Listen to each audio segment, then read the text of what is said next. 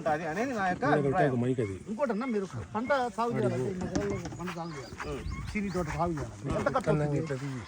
చీనా తోట ఎకరాకు ఈజీగా మనము మంచి మందులు అంటే ఇప్పట్లో యాక్చువల్గా ఇప్పుడు జరుగుతుంది ఏంటంటే ఫర్టిలైజర్ షాపులలో కూడా కొంతమంది మంచి మందులు అమ్ముతున్నారు, కొంతమంది అవి నకిలీయో డూప్లికేటియో కూడా తెలియదు. ఇప్పుడు అవంతా మందులు కొట్టినాయి, వాడు చూడు కాయలకు ఎంత మచ్చ మందు వచ్చింది. ఎకరాకు 25,000 నుంచి 35,000 మందులకు అవుతుంది, ఎరువులు కాకుండా. ఎరువులకు ఇంకో 10,000 వేసుకో, 45,000 ప్లస్ నీళ్ళ మందులు 10,000, ఎకరాకు 55,000 ఖర్చు వచ్చేది. మళ్ళీ సేద్యాలు కూలి ఖర్చులు ఇవన్నీ తీసేయాలా. ఇవన్నీ వేసుకుంటే దాన్ని బట్టి చూస్తే మీకు గిట్టుబాటు ఉందా? లేదు. గిట్టుబాటు కావాలంటే ఎకరాకు టన్ను 35 నుంచి 40 మధ్యలో, 35 నుంచి 40 లేదా 45, మినిమం 40 నుంచి 45,000 పోతేనే రైతు గిట్టుబాటు ధర రైతు ఆనందంగా అమ్ముకోగలడు. దాంట్లో చూడాల్సిన పనిలే. నేను మందులు ₹1,00,000 ₹1,50,000 మందులే కొట్టినది దీనికి, అయినా కూడా కాయ బాగాలేదు. కాయ కొన్ని కాయలు బాగున్నాయి, కొన్ని కాయలు బాగాలేదు. అంటే ఫర్టిలైజర్ షాపుల్లో తప్ప ఎవరు తప్పు? దీని గురించి ప్రభుత్వం ఏమనంటే ఏవో ఉండారు, ప్రభుత్వం కూడా చర్యలు తీసుకోవాలని చెప్తానా. మందులు కరెక్ట్గా ఏవి కొట్టాలి ఏం లేదనేది ఏమంటారు కరెక్ట్ సలహా ఇవ్వడం లేదు రైతులకు. ఫస్ట్ హార్టికల్చర్ సైడు ఎటువంటి సపోర్ట్ లేదు రైతులకు. ప్రభుత్వం చర్యలు తీసుకోవట్లే, ప్రభుత్వం వాళ్ళు పోతున్నారు.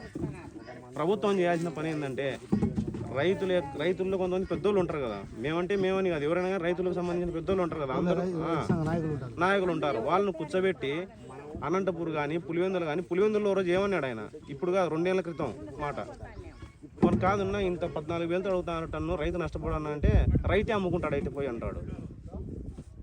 ఆ బుద్ధే కొడదామనిపించింది, బాగుండదని ఓరకైనా నేను. మరి రైతుని అట్లా మాట్లాడొచ్చునా? తప్ప కదా.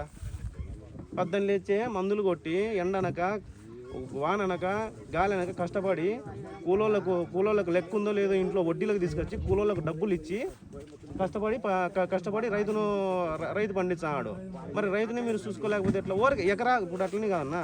ఒకటి నరేంద్ర మోడీ 2,000 పడిందని ప్రతిసారి వేటు న్యూస్లోనో వాట్సాప్లోనో వస్తూ ఉంటుంది మెసేజ్లు. 2,000 రైతుకు సరిపోతుంది? మీరు చెప్పండి. లక్షలు ఖర్చు పెట్టి అట్లని చెప్పి ప్రభుత్వాన్ని ఎకరాకు 20,000 ఇమ్మని మేము అడగట్లే, పండిన పంటకు గిట్టుబాటు ధర కల్పించమని అడుగుతున్నాం.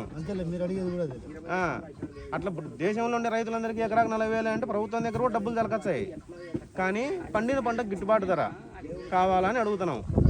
ఒకవేళ ఇప్పుడు ఎక్స్పోర్ట్ లేదు, ₹5 తగ్గించుకో, బాధ లేదు. మరి నీచంగా అడగడం రైతుకు అవమానం. అది రైతును అవమానం చేసినట్టు ప్రభుత్వానికి కూడా ఓ రకంగా అవమానం. అది రైతును అవమానించినోడు, రైతును చిన్న చూపు చూసినోడు వాళ్ళు బాగుపడినట్టు చరిత్రలో లేదు. కాబట్టి ఏదైనా కానీ ఉంటే ముఖ్యంగా దళారులయ్యా, దళారులను వాళ్ళు ఎందుకు ఈ యొక్క పద్ధతి పాటిస్తున్నారో తెలియట్లే. మొత్తం దళారులతో వాళ్ళన్నా మాట్లాడాలా, ఇలాంటి రైతులకు డైరెక్ట్ వీళ్ళన్నా న్యాయం చేయాలా, ఏదో ఒకటి అయితే జరగాల పని.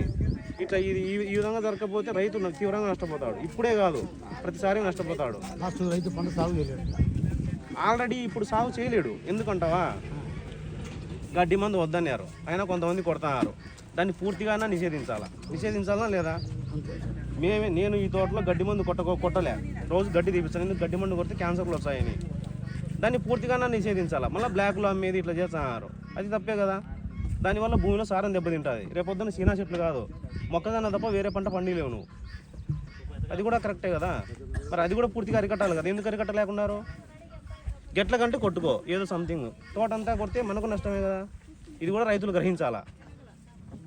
ఇది కూడా రైతులు గ్రహించి నెక్స్ట్ జనరేషన్కు భూములు అనేది ఉండాలా, సారవంతమైన భూములు నెక్స్ట్ జనరేషన్కి ఉండాలా. కాబట్టి ఏదైనా కానీ రసాయన మందులు తగ్గించి కొంత సుభాష్ పాలేకర్ వ్యవసాయం ఇట్లాంటి ఏదైనా ఉంటే మెరుగుపరుచుకొని ఏదైనా చేసే విధానం ఉంటే చూసుకోవాలా. మన సరుకు పొయ్యాలకు ప్లస్ ఇప్పుడు ప్రభుత్వం అంటుంది మీరు బాగా పండియాలి కదా ఆయన ప్రభుత్వం అనింది అనుకో, మనం కూడా పండించే విధంగా ఉండాలంటే దానికి సారవంతమైన భూమి కావాలంటే గడ్డి మందు కొట్టకూడదు. అది విషయం. గడ్డి మందు కొడితే సారవంతమైన భూములు ఉండవు. చివరికి మొక్కజొన్న పండించుకోవాల్సిందే తప్పితే వేరే పంటలు పండవు. నిజమే అది.